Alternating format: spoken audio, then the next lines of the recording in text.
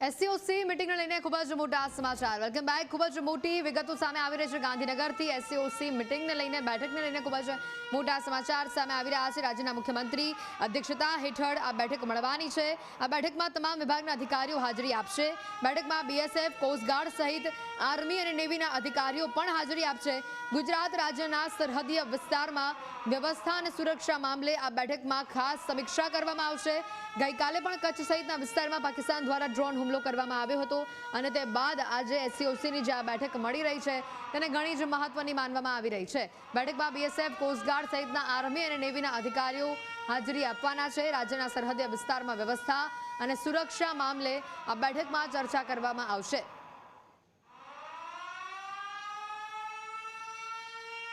બેઠકમાં તમામ વિભાગના અધિકારીઓ હાજરી આપવાના છે બીએસએફ કોસ્ટગાર્ડ સહિત આર્મી અને નેવીના જવાનો અધિકારીઓ હાજરી આપશે મહત્વની વિગતો અધિકારીઓ મોટી સંખ્યામાં ઉપસ્થિત રહેશે અને જે પરિસ્થિતિ બંને દેશો વચ્ચે તણાવભરી છે તેવામાં મુખ્યમંત્રીની અધ્યક્ષતામાં બેઠક મળવા જઈ રહી છે અને સંભવતઃ ગઈકાલે જે રીતે કચ્છમાં જે હુમલા થયા હતા તે બાદ પણ આ મીટિંગને ઘણી મહત્વની માનવામાં આવી રહી છે જરૂરી નિવેદનો જરૂરી સૂચના પણ આ બેઠક બાદ સામે આવી શકે છે વધુ અપડેટ મેળવીએ સંવાદદાતા મલ્હાર જોડાઈ ચૂક્યા છે ફોન લાઈન ઉપર મલ્હાર આ બેઠકને ઘણી જ મહત્વની માનવામાં આવી રહી છે જે પ્રકારે તણાવભરી સ્થિતિ છે અને મોટી વાત એ કે જે પ્રકારે હુમલા સામે આવી રહ્યા છે વારંવાર ગઈકાલે પણ કચ્છ સહિતના વિસ્તારમાં પાકિસ્તાન દ્વારા ડ્રોનથી હુમલો કરવામાં આવ્યો હતો અને આ હુમલા બાદ આજની આ બેઠક ઘણી મહત્વની ચોક્કસ રીતે 10:30 વાગ્યાની આસપાસ રાજ્યના મુખ્યમંત્રી જે છે તે એસસીઓસી સેન્ટર ખાતે પહોંચી ચૂક્યા છે તેમની રાજ્યના ગૃહમંત્રી અને રાજ્ય સરકારના તમામ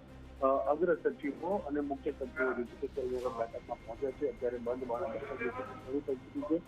છે બેઠકની અંદર બીએસએફના જે આઈજી જે છે અભિષેક પાઠક તેઓ પણ બેઠકમાં ઉપસ્થિત છે ઉપરાંત એરફોર્સના પણ જે સિનિયર અધિકારીઓ છે તેઓ પણ આ બેઠકની અંદર ઉપસ્થિત છે અને ગઈકાલે જે રીતે કચ્છમાં પાકિસ્તાન દ્વારા જે રીતે ડ્રોન ફેંકવામાં આવ્યા હતા તેનો હુમલો અને જે રીતે નિરીક્ષણ કરવામાં આવ્યું હતું તેને લઈને આ બેઠકની અંદર ચર્ચા જે રીતે કરવામાં આવશે આ ઉપરાંત રાજ્યના મુખ્યમંત્રીએ પણ ગઈકાલે સ્પષ્ટતા કરી દીધી હતી કે ગુજરાતના જે સરહદી વિસ્તારો જે ખાસ કરીને બનાસકાંઠા પાટણ ડીસા સુઈગામ કચ્છ આ તમામ વિસ્તારોની અંદર ચોક્કસપણે જે છે તે બ્લેકઆઉટની પાલન થાય તે પ્રકારની પણ સૂચના આપી હતી અત્યારે બેઠકની અંદર પણ વિડીયો કોન્ફરન્સના માધ્યમથી સ્થાનિક વહીવટી તંત્ર સાથે જે છે ચર્ચા અને સંકલન કરવામાં આવશે જે સરહદી વિસ્તારો જે છે તેઓના વહીવટી તંત્રને ગુજરાત સરકાર તરફથી કોઈ પણ પ્રકારની સહાયની જરૂર હોય તો તેઓ આ બેઠકના માધ્યમથી જણાવી શકશે રાજ્ય સરકાર તે તમામ વ્યવસ્થાઓ જે છે તે પૂરી પાડશે એટલે હજુ પણ ક્યાંક કચાશ રહી ગઈ હોય ક્યાંક કશું બાકી રહી ગયું હોય તો આ બેઠકની અંદર ચર્ચા કરીને તમામ સહાય જે છે તે મોકલવામાં આવશે ઉપરાંત બીએસએફના જવાનો માટે પણ જે છે તે બેઠકમાં ચર્ચા કરવામાં આવશે કારણ કે અત્યારે સરહદી વિસ્તાર સંપૂર્ણ રીતે બીએસએફના હસ્તક છે એટલે કે પોલીસની પણ ક્યાંય જેમ મદદની જરૂર હોય તો બીએસએફના અધિકારીઓ જે છે સ્થાનિક પોલીસની પણ મદદ લઈ શકશે અને આ મામલે પણ જે તે જિલ્લાના એસપી વડા અથવા રેન્જ આઈજીને જે છે તેઓ ધ્યાન મૂકશે અને તાત્કાલિક ધોરણે જે છે તે મદદ લઈ શકે જે રીતે પાકિસ્તાન દ્વારા વારંવાર ગુજરાતની સરહદ ઉપર હુમલો કરવાનો પ્રયાસ જે કરવામાં આવી રહ્યો છે તેને લઈને આ બેઠકની અંદર ચર્ચા કરવામાં આવશે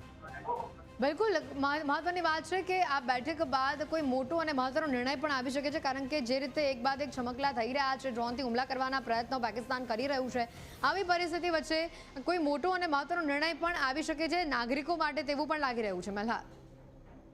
ચોક્કસથી વાત કરીએ તો સરહદી વિસ્તારની અંદર જે રીતે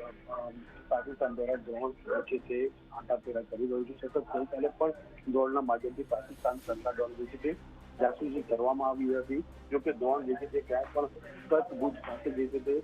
ખાસી નહોતું પરંતુ તે નિરીક્ષણ બિલકુલ મલ્હાર આભાર માહિતી બદલ